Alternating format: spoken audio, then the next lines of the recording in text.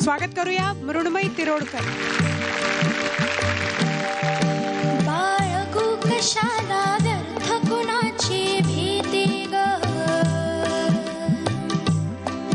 बाळगू कशाला व्यर्थ कुणाची भीती ग, बाई जडली आता,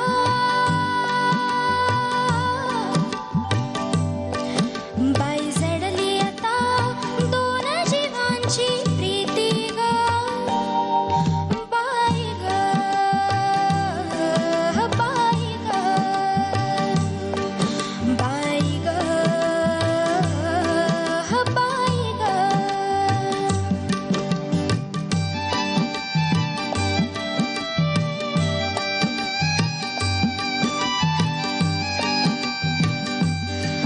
काट्यांचे सरले दिस आता मधुमास,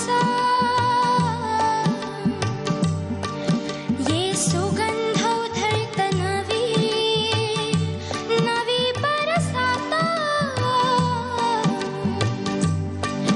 काट्यांचे सरले दिस आता मधुमास, ये सुगंध उधळत नवी नवी बरसात,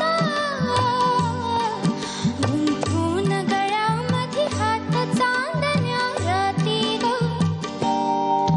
बाई ग, बाई ग,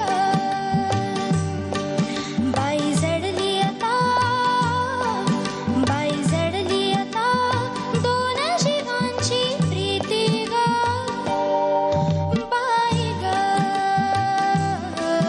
बाई ग, बाई ग, बाई ग.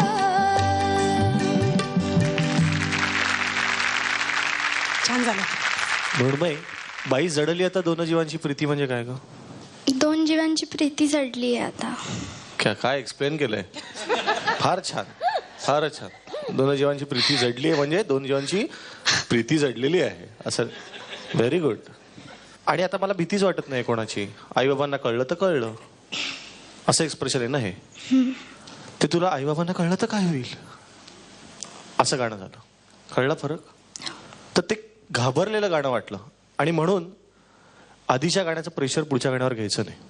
काही काही जागा तुझ्या इतक्या अप्रतिम गेल्या, काही काही ठिकाणी इतक्या छान सूर लागत होते, पण ओव्हरऑल गाणं असं खूप मजा नाही त्याच्यातनं तू देऊ शकलीस कारण तू मजा घेत नव्हतीस. सलीलशी अगदी सहमत आहे की थोडंसं टेन्शन जाणवलं तुझ्या आत्ताच्या परफॉर्मन्समध्ये, की आधीचं कॉमेंट्स कदाचित तुझ्या लक्षात असेल पण हे गाणं वेगळं होतं, त्याचा मूड वेगळा होता, तसं गायला पाहिजे होतंस.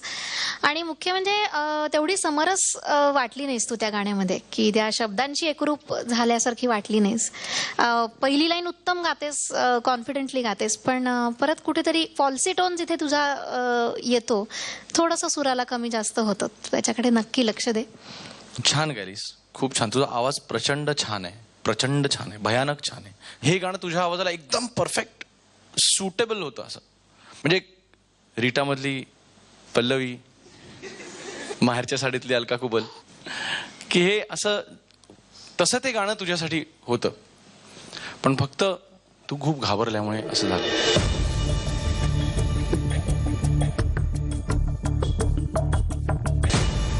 पर्यंत मिळाले मृण्मयी. All the best.